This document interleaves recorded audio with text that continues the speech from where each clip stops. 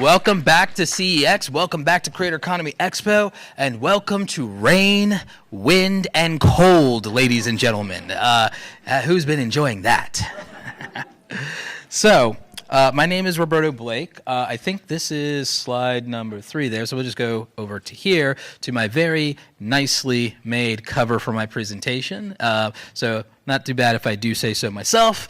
But moving on from that, here's just some context on me, because show of hands, who here is familiar with me? I think half of you probably aren't. Oh, wait. Oh, wow. Actually, that's more flattering than I thought. So literally 80% of you know who I am. So for the people who don't, a little bit of context. I am Roberto Blake, creative entrepreneur who primarily uploads to YouTube. I've made 1,600 videos on YouTube over the last 10 years, and 99% of those I made every thumbnail, edited every video, filmed everything myself. I do not recommend any of you try that without a doctor's note. They will lock you in an insane asylum that I had to get out of. So just a mental health note there. I've built over 500,000 subscribers over the last 10 years, 38 million views, and I've done a lot of interesting things, and it's actually helped me build a very lucrative, successful creator business. But that's not really what we're here to talk about. We're not here to talk about me and for me to read you my resume. We are actually going to skip ahead to the punchline. We're not going to drag this out, and then we're going to get to some really good stuff and some Q&A. What do big YouTubers do, and what do big YouTubers know that small YouTubers don't? I've had several clients over the years to cross the threshold of over 1 million subscribers on YouTube, which is actually less important than it sounds, but it is an accomplishment that is extremely rare. There's a lot of debate over how many YouTube channels in the world exist. Let me tell you some of the numbers so that you have some context here. According to some websites who measure this, there are over 68 million channels worldwide. There are other websites that report, because they are accounting for smaller channels, like under 500 subscribers or so, and it's reported that there's an estimated 100 million channels globally worldwide. I tend to believe in that number. It also makes number crunching a little easier to just round up to 100 million at this point. So there's 100 million channels on YouTube worldwide. Of the 100 million or so channels, or if you want to even round it down and say there's 50 million, whatever you want to believe there, I will tell you this. Out of that number, there are only about 360,000 channels, not even 1 million channels, not even 500,000 channels, that have reached 100,000 subscribers and gotten a silver play button.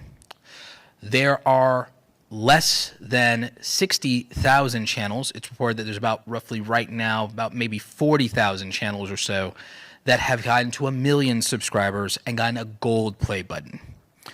There are less than 2,000 channels that have reached 10 million subscribers and gotten a diamond play button. And there are only 7 channels in the entire world that have ever gotten to 100 million subscribers and gotten a red diamond play button. What I want you to understand about that is when everyone talks about YouTube being saturated, being too competitive, it is not saturated with anything. It is saturated with low-hanging fruit. It is saturated with an abundance of people who have not served their audience to satisfaction. The number of people who have satisfied a large audience is less than 1 million people across the entire world. In terms of the channels in America that have serviced 100,000 people happily, that number is 60,000. That's it. And half of those are media companies, celebrities, music labels, TV programs like the WWE and so on and so forth. In terms of homegrown creators in America, it's only about 30,000. And that's still not a small number, but that is not a big enough market to say is saturated in YouTube, when you also have to say that that is 30,000 creators across 18 main categories and hundreds of subgenres and sub-niches of content. YouTube is not saturated. That myth needs to be put to bed, because it's not saturated with an abundance of creators who have delivered for their audience to satisfaction in terms of the value of the content, the quality of the content, and the consistency of the content. And that has been, by the way, over the last 18 years. So in this industry, in 18 years, in terms of American content creators, since we're here in the US of A, literally in Ohio and everything with all the cold and wind and rain right now. I'm not letting that go. I'm that petty.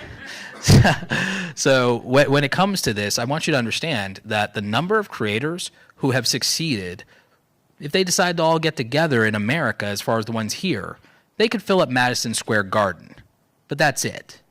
So it's not as saturated as you might think. And whatever niche you're in, the number of content creators in America that probably have satisfied their audience might not even really be able to fill up this room right here, right now, in terms of the number of them that have 100,000 people that they've satisfied, let alone 1 million people.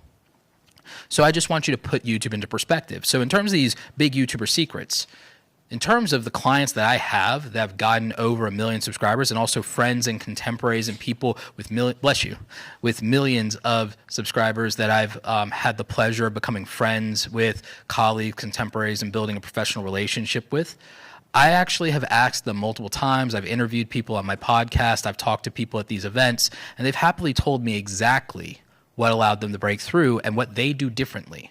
And it occurred to me that this is something that most people don't realize because they're seeing the final product, not the process. So I asked all of my creator friends who have massive success. I audited all of my clients. I studied the biggest channels in the world, and I came to the conclusion that in terms of what a lot of them are doing differently, that a lot of people don't realize, is that they put 100 hours into producing a single video. Now, the way they accomplish that, because that's like absurd, is a lot of them have teams. So if you're a solo content creator, the 100 hours seems intimidating because you're trying to struggle with 10 hours a week of spare energy after working 40 or 50 hours a week. How do you compete in a platform when the top people are putting in 100 hours minimum? And by the way, a friend of mine recently told me that their last project took 500 hours. Well, the difference is those people have teams. Now, there are things that are leveling the playing field, because if you don't have teams, sometimes you can leverage tools. AI tools are going to become the team of a solo content creator. But I also think that a solo content creator shouldn't put on themselves why they don't have the results of somebody who has 100 hours of other people's time, mind you, 500 hours of other people's time to make the best videos in the world. If you don't have that time, those resources, that human capital, then it's an unreasonable expectation of yours to compare yourself. What I will tell you, though, is that that's an option a viewer has. And a viewer has the option of watching a video that had 100 hours of effort put into it versus 10 hours of effort put into it. That will be why a viewer makes a decision and why something gets more views than the other. Another thing that happens, besides them leveraging teams of people, usually 3 or more when we're talking about those hours, because then you have 40 hours a week of people working around the clock. Sometimes the creator themselves will put 60 hours in, so then all of a sudden it's like close to a 200-hour project for just like one video. Or if it's a series, it might be 1,000 hours put into a video series. They have that, but also a lot of them invest into higher levels of production. And so production is more than just, I have fancy camera gear. It's good lights, good audio, good camera gear. But then also they're putting that effort in and that time into structure, storytelling, and developing a unique style for those videos that make their content and their channel and their brand a destination. Those channels become the reason someone goes to youtube.com and opens up their phone and opens up their app. Is the only thing they're thinking about is going and starting their day with that piece of content. It'll be the first piece of content they watch that day, or the piece of content they've been waiting for all week. So I want you to start putting thought and time into, when I make something, is it something that people are going to want to share with other people? Is it something that is going to end up in someone's friend's DM text group? Is it something that they're going to send to their mom? Is it something that they're going to send to the boys or to their girlfriends? It's something that is going to make your content a destination channel.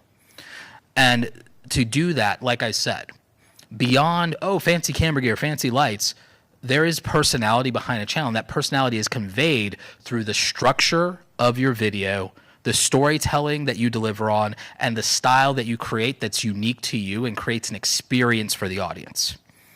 And this is what these content creators focus on. They're obsessed with it. They spend hours just crafting the thumbnail alone to be something that you will want to watch. because you will judge a book by its cover, and they know on the YouTube homepage, which we're going to get to in a minute, that they're competing with 20 other people who are fighting tooth and nail for your attention. And they want to be first in line, so they act like it. They dress for the job they want, and the job they want is to be your absolute favorite. So they spend hours just on that, sometimes 10 hours plus. It is very hard to compete with someone who spends more time on their thumbnail, more time on their title than you do on your entire video. So if you're wondering what the gap between big YouTuber and small YouTuber is, the biggest gap largely is time. Time freedom, investment capital, manpower, and experience. Time. Nice little acronym there, right? It's almost like I'm really good at this. So there's that. And they don't just spend time on like one title, one thumbnail. They do A/B testing on their titles and thumbnails. And they gather their team of 3 and 4 and 5 and 8 people, and they sit around and give entire days that you might spend filming, editing, agonizing over that. They spend an entire day of an 8-hour day with multiple people sitting around whiteboards just doing blue sky ideation. They're doing blue sky ideation, but they're also building their content around their own blue ocean strategy because they are not worried about competing with the other 90 million channels that don't get 10,000 subscribers and can't get 1,000 views on a video. They deal in a blue ocean strategy where there really is no competition for them because they are making a destination channel and they're making once in a lifetime experiences in every single video that they create, whether it's education where they do something phenomenal and they actually manage to do a tremendous case study that no one else has, or whether they're doing experiments through education so that they can do myth busting or debunking, or they can show you what the reality of something is, or if they're doing entertainment that surprises and delights you with its absurdity. So this is something you have to think about. Blue sky ideation is important, and when you parallel that with blue ocean strategy, you're unbeatable. What's going to really stand up against that? And then finally, just to kind of top this off, there's 2 very important things, and we're going to get into how this gets done. The top tier content creators ruthlessly edit for retention rates. It does no good for them to spend 10 hours, to spend an entire workday of multiple people's time to try to get your attention just to lose it in the first 15 seconds. There's no point to that. They have to get your attention, and then they have to keep it, and then they have to create an experience so good that you not only watch the video to the end, but that you want to keep watching videos. That they're there to cannibalize and monopolize your time. And what happens is YouTube rewards any creator that has the biggest market share of your attention by promoting more of their content to you than other people who fail to accomplish the same thing. If you end up spending more of your week with a single content creator, I promise you that that content creator will show up more in your feed than a content creator that you spent half as much time with. And so that retention rate is very, very important. And then finally, the other thing that big YouTubers do that a lot of small YouTubers don't is they absolutely put their audience first. And I don't say that in any disparaging way towards small content creators. I'm making a point that after someone usually works 40, 50, 60 hours a week and they get to make content, they want to make what they want to make. They want to express themselves. They want to share their opinions, their perspective. They want to make what feels happy and comfortable to them. And then they're surprised that somehow, some way, that doesn't end up being a video that gets a lot of views. Now, it's completely reasonable after you've done something you don't enjoy all week to want to do something that you do enjoy. The problem is that you're putting your expression, your desire to have fun, your feelings first. And somewhere out there, someone who wants the same audience and wants the same attention as you is throwing all of that to the side, and they're putting the audience first. Or they're putting the audience first and finding a way to enjoy that as possible, but not making that enjoyment the number one priority versus making it a nice to have. And that's what's hard to compete with. So it's not that YouTube or really, frankly, any of these platforms are saturated, because they're not saturated with some embarrassment of riches in every single niche when it comes to people who deliver high value content, high quality content, and do it consistently and show up for their audience and put them first. That is not what is in abundance. What is in abundance is a lot of content that falls short of really truly serving people more than it serves the person making it. So, with that in mind and on that happy note, the great equalizer that you need to know about, that everyone's been talking about, is that AI tools are taking over. And so for those of you who are up against the gun and don't have those resources or the abundance of time, the beauty is you have all these AI tools that somehow, some way, take 10 hours of your hard work and then produce a better outcome in 10 minutes. Which is really, really agonizing and humbling and like really annoying to some degree. But oh man, I'll take it if I can have the time back. And I'll give you a primary example. One of my favorites is Adobe's audio enhance tool. It's podcast audio enhance tool. You don't need to have a podcast to use this. You can have any file that's under an hour long and under 500 megabytes. You can upload it for free right now, and Adobe will do perfect audio mastering and engineering for that as long as you spoke into a halfway decent microphone, and it will come out very good. It will come out better than what you can probably do if you spend 2 hours just agonizing over tweaking your audio yourself. I've been able to take hour-long podcast and have it get a perfect outcome from these. And so my audio editing workflow gets reduced to 1 click, and in like 3 minutes, I have something better than if I had spent 30 minutes or an hour on it myself. And that's just one tool. Adobe, if you use Premiere Pro, has AI captions and transcripts that can immediately output that as a usable file, usually an SRT file that you can upload directly to YouTube or other platforms. Even Kajabi, for those of you who make courses, if you run your video through that, you can get a caption file. And by the way, more of you should probably consider using captions for multiple reasons, but especially those of you who sell products and courses, throw the captions into the video, and consider even posting the transcripts and making that available if you do podcasting. This makes it a one-click feature that benefits your audience and provides some extra value to them. And it doesn't really take any time. It's 1 click away. And a little heads up and some insider knowledge here. YouTube is working on a feature for the future that is basically going to make sure that nobody can truly, truly compete with them in the world. And they're going to have ultimate conquest, and they're going to have ultimate dominance. Because what they are doing is they're going to give creators the ability to have audio track selection for their videos, meaning that if I make a video and if I use any number of these AI dubbing tools, or I hire a dubbing service, but literally I can use something like 11 Labs, clone my voice, have it, give you Roberto in Hindi, and Roberto in Portuguese, Roberto in Espanol, and all of a sudden I have broader reach than someone who doesn't do that, and all of a sudden I have all that traffic on an original YouTube video, because now YouTube has for free then giving me the power that every piece of content on Netflix has, to be able to automatically be globalized, just to have it be language ready and localized for any audience.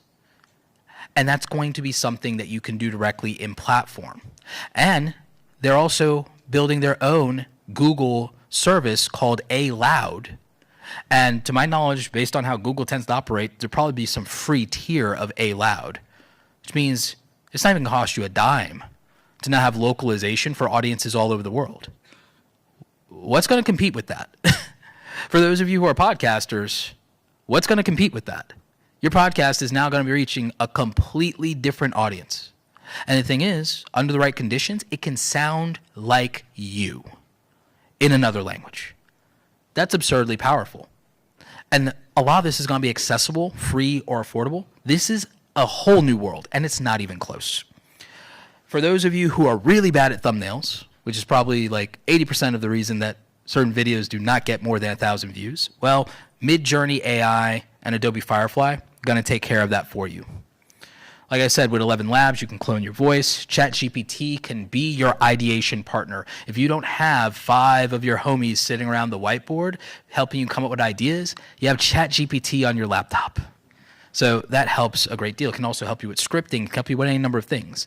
If you are agonizing over not having the right piece of B-roll, you can use text-to-video tools to generate the B-roll that you need if you can't find it anywhere else.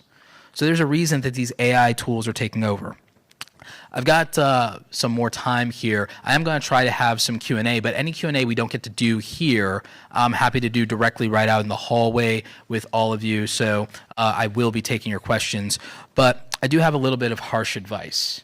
90% of channels fail to get 10K subscribers on YouTube. 90% of all channels on YouTube don't get 10,000 subscribers. I already broke down the stats of success. Those are the stats in terms of people who don't get that. Now you have to remember, turning viewers into subscribers is a matter of satisfying the audience, but it's also a matter of not just that value and that quality, but also consistency. If you don't have enough consistency, if you don't make a commitment to their audience, then the audience is not going to commit to you. And so those matter. Those things matter. And a lot of people can't do that and they can't sustain that. But a big bottleneck on that consistency is that time variation that we talked about, the time difference. And that's why these AI tools can help you with that time difference. But so can strategy and knowing what to make and why to make it. And again, also just putting the audience first. Now, in terms of data points, and I'll just try to run through this quickly, this is just something you might want to screenshot and know, but these are the things that I think matter when it comes to YouTube in terms of putting it into context. Clicks. To get the click, we have to get the topic right, because it has to be a topic that has attention and that people want. We have to serve what people want. Not what we want, but what they want. Market demand. So determine the market demand and market cap for your ideas. Do some research. Type your ideas into YouTube search and see if there's anyone who's even gotten 1 million views talking about this. Qualify your ideas. And then realize, okay, if I get 1% of 1 million views, then I'm going to get 10,000 views. And that, by the way, would be massively successful since 88% of people don't even get 1,000 views. 88%. There was a case study up until 2020, right before YouTube Shorts, up until 2020, pex.com did a case study, and they found out that 88% of all the videos ever uploaded to YouTube, billions of videos, never got 1,000 views. And I'll tell you the reason. The majority of people uploading those billions of videos were not making stuff that other people cared about, not when they cared about it. So that makes it very difficult because no one here wants to watch a video they don't care about. So you got to get the topic right, then you got to communicate it properly with a title, showcase it properly with a thumbnail, and boy, you better also get the timing right. You don't want to be late to the party, so that matters. So if you're struggling with clicks, these are the reasons why. Subscribers. We subscribe to people who deliver value for us. We just subscribe to people who give us a quality experience that we enjoy, where we felt, okay, wow, that was really entertaining, or wow, that was really informative, or wow, that was really inspiring. So you have to create those positive sentiment feelings. And you want to subscribe to people who are consistent, not people that you can't rely on to keep delivering that same standard of value and quality. So you want consistency, not just in frequency of uploads, but consistency in quality and value. Retention. Retention is about creating those experiences. You want a video that's well made, well thought out, well produced, well delivered, and well performed. And that's what's going to get retention. And if you can manage, and what you should be shooting for, is you should be shooting to get somewhere between 40 to 60% retention rates in terms of the percentage of video watched. We call that APV, average percentage viewed. You want to shoot for 40 to 60%, and you want to do that as long as you're making videos over 5 minutes. That number is probably going to be very consistent for you. If you're a lunatic like me and you want to make videos over 2 hours, it can be 20% or less. So watch time. Watch time matters in terms of keeping people on YouTube. That's always important. And when you're trying to contextualize your data and where your views are coming from, you need to look at it and break it down to the traffic source.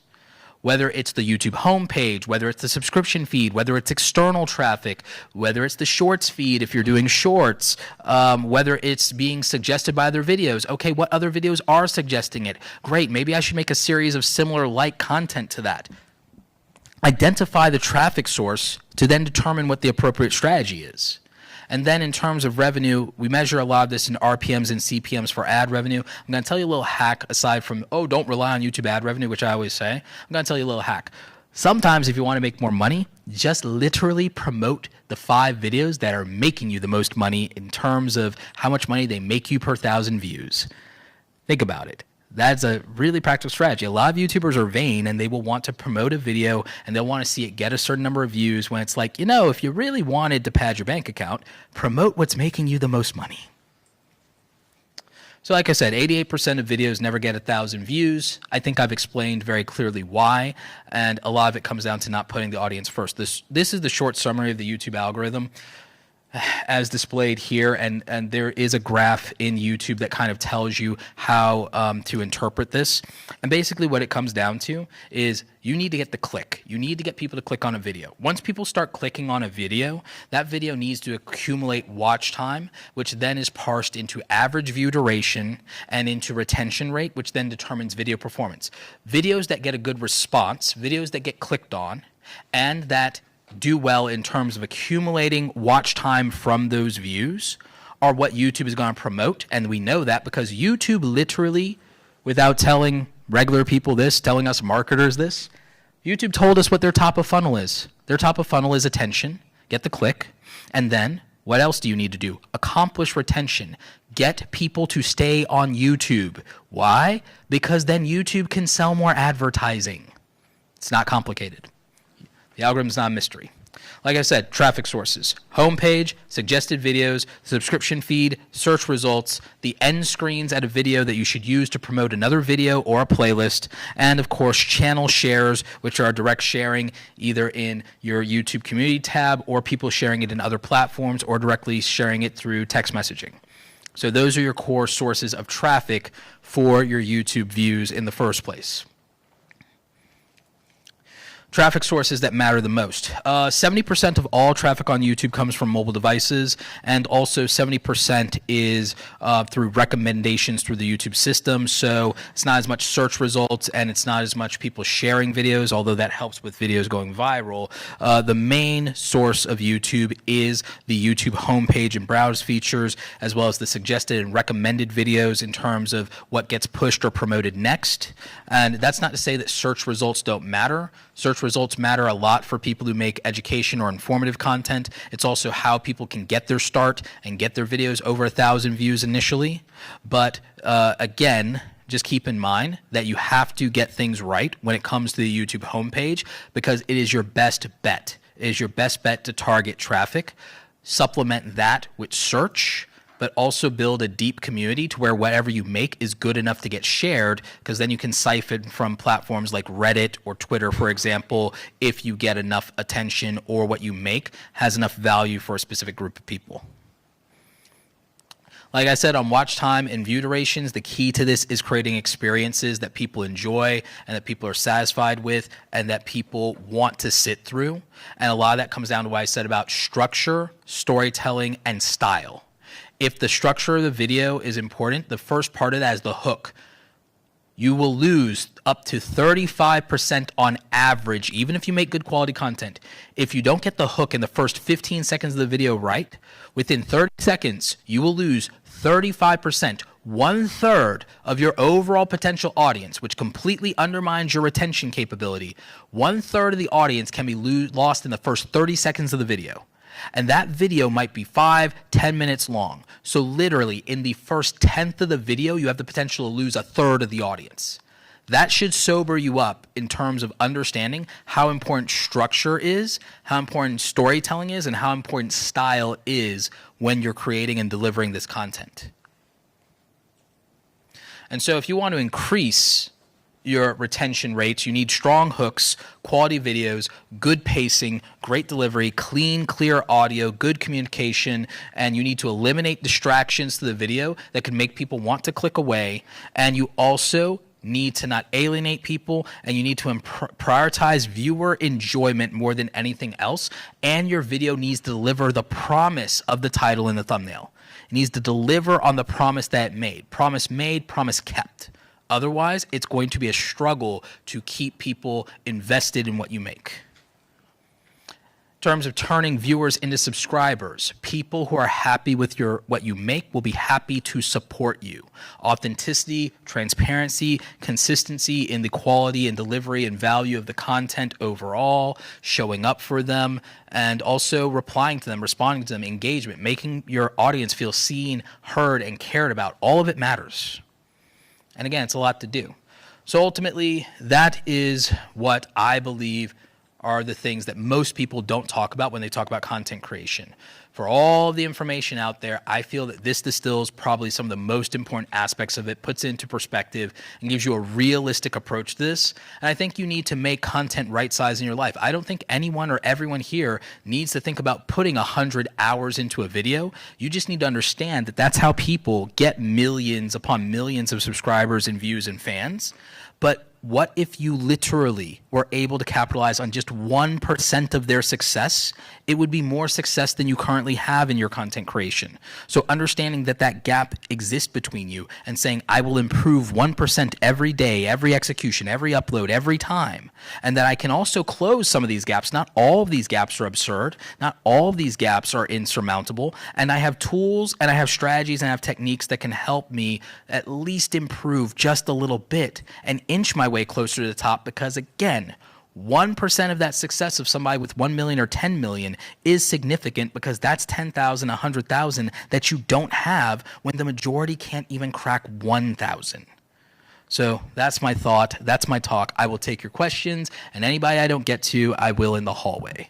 How much time do I have for Q&A? You've got exactly 8 minutes. Okay, that might be enough for most people, but I'll get everybody else in the hall.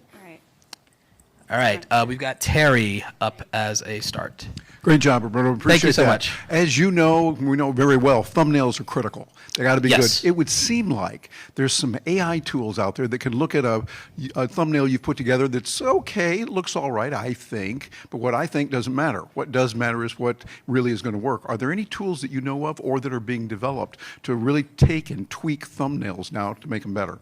So it depends on how you approach your thumbnails. Great question, Terry. In terms of improving them, what I would tell you is maybe start with the base layer of your thumbnail. If you are taking a photo or had people take photos of you to use for your thumbnail, maybe you separate that out in Canva and now you have a PNG of that.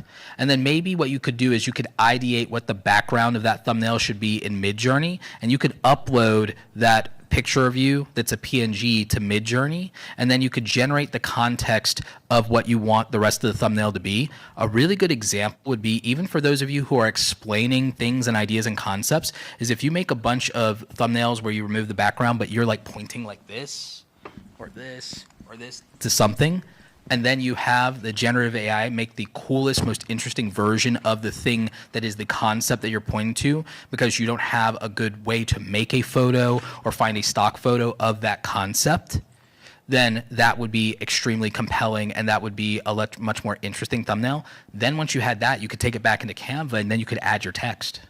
So that would be a way to approach pairing AI with thumbnail content creation, because what you could do is you could use good photography, good old-fashioned photography for the base layer of it, for the things that you can get good photography of, and then for the rest of it, you could just, be an Imagineer and just write a prompt to give you that more fantastical, absurd element of it, and now you don't have to hunt down stock photos that don't exist, or be good at Photoshop. Any other questions? So my primary use for YouTube is to drive sales of products on my site. Mm-hmm. And so I can see the That's a good use case. behind more subscribers means more products. But what is the sort of the psychological chain of events that happens from making a good video to making somebody want to buy a product? So actually, a lot of that comes down from the very beginning to your understanding of the psychology of your audience to begin with. So I would say that it has to do more with understanding what problem they're trying to solve and how deeply they're invested in the pain that problem causes. And so something that then psychologically, emotionally does that, I would say, actually a friend of mine, and I'm forgetting which one of my friends came up with this, but there's a framework that we call EVO. Empathize, validate, offer. So empathize with where somebody currently is and what they might be going through. So again, the pain point that your audience has. Then ultimately you present in such a way that validates that experience and addresses the reality of that experience, and then offers reasonable advice and solutions that offer some form of transformation. And so in doing that, it builds the credibility, the authenticity, the trust and relatability that translates into what we always refer to, what we love talking about: know, like, trust, buy. And so now they know that this is a person who understands what I'm going through. They've been through it themselves. They articulate it and present it very well. They were able to make me feel less intimidated or less embarrassed about the fact that I even have this particular struggle. And what they had to say about it was reasonable, practical, and I could see how it would work for someone like me. Okay, I don't really have a lot of objections left at that point that would make me resistant to buying. Does that make sense when I say it? Any other questions? Hello, thank you so much. So this is probably a really tough question, but if you were starting from scratch, what are the tools / equipment that you would absolutely invest in from the start? Oh, actually, this one's easy. I've actually been scripting out this video, so it's like, this is the question I've been waiting for. So thanks for that, Emily. What I would say is if I was starting out today, I would consider my budget in terms of equipment. When I first got started doing YouTube videos, I bought a Sony HD Webby. I don't know if anyone here remembers that camera from like back in the early 2000s, one of the first flip HD cameras. That camera was about $289 back then. Now with inflation, that means that's $500 US today. Ironically, Sony came out with something recently called the Sony ZV-1F, which knocks that camera out of the water. And at $500 US today, that camera has a power zoom built-in lens, so I don't have to learn how to screw in lenses and how not to break my camera. It has a flippy screen built in, shoots 4K video, has live streaming built in with just one USB Type-C cable, literally can fit in your pocket, and is the ultimate vlogging camera, which is perfect for a travel content creator, interestingly enough. And so it's very good. Its only real flaw is its small battery. So in terms of a camera, I would probably get that $500 Sony camera because of the flippy screen, so I can record myself, perfect for vlogging, perfect for behind the scenes, all that stuff, and it can do live streaming. So it's an all-in-one camera for $500, and it lets me make quality content because it has a lens that gives you that blurry background. So like I have what I need for like the first 2 to 3 years to be competitive with a YouTuber at 0 subscribers that might have 50,000 subscribers. My content would not look different than theirs. So with just a $500 camera, all of a sudden my content doesn't look different than someone who has 50,000 subscribers. So my audience will feel like they can watch me alongside someone much more competitive in terms of experience because they're not seeing a difference in quality. In terms of audio, I probably get a Deity microphone because they have microphones like for $50 and $60 that are vlogging style microphones that go right on top of that camera, plug right into it. And then I never waste time trying to sync my audio from my phone to my camera in one of these editing programs ever again, because it's there all in one track. And because it's there all in one track, if I am going to do anything, what I do is I do a render replace on the audio in post using the Adobe AI to make the audio perfect, especially if I'm outdoors. It'll help with that and stuff like that. Also, the Deity mics come with like built-in wind muff, so if I'm outside, it's going to cut some of that wind noise with the dead cat, so my audio quality is going to be better. You could also use that if you film somewhere with hardwood floors, by the way. And then also, the closer you have the microphone to you, the better. If that doesn't feel like it's working and I need a wireless microphone solution, Deity, who's not sponsoring me, by the way, they should be right now, should be wearing their t-shirt right here on my chest, like, they have a $160 wireless microphone kit, which is really good. Now, if I wanted to film with my phone and get started, there are $25 wireless microphone kits for your phone. So if you need to start there, you do that.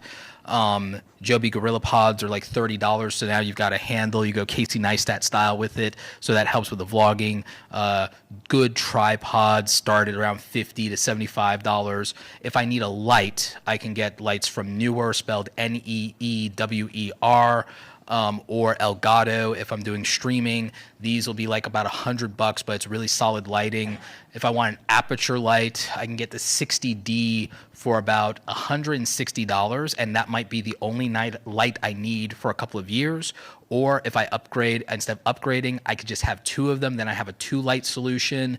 And maybe at some point, if I want to get some like softbox modifiers, I can slap those on them for like $50 to $80 a piece. And then I literally have like really good diffused, soft, not harsh lighting if I want to be fancy with it. So like this is like under $1,000 worth of gear to, from day one, compete for about $850. This is the kit that would let you compete with someone who has 50,000 subscribers, and your videos will look as good or better than them. In terms of editing software, I probably do Adobe Premiere Rush because I can use it on iPhone, Android, Mac, or PC. So it doesn't matter what device I have. It can sync to the cloud on top of all of that. And then if I ever do upgrade to Premiere Pro, then I kind of know what I'm doing. And also, even any of my old projects can actually move to Premiere Pro from Rush. And Rush starts out free or freemium, so with no watermark. So I might be starting there. So that might be a good video editing tool. I don't think Final Cut Pro, not Final Cut Pro. I don't think iMovie compares to it because at least with Rush, I get multiple audio and video tracks, which means even if I'm trying to be cheap, but I want to be a fancy editor, I have that. If I'm on an iPhone or iPad, maybe even a Mac, I use Luma Fusion. I think that program's like under $50, so I would use that. So in terms of a beginner, this is like the beginner gear and stuff that I would use in terms of software, hardware. I'd use all the AI tools. I'd be using Canva probably for my thumbnails, or I'd pay $10 a month for Photoshop with Adobe and use that for my thumbnails to be competitive with the big YouTubers. And so, those are the things I'd probably do as a beginner, so that's what I would buy. That's what I'd invest in. So for me, not a hard question for me. I've been thinking about it a lot. Thanks, Roberto. That was great. Yep, no problem. I'll be outside. I'll take any and all questions.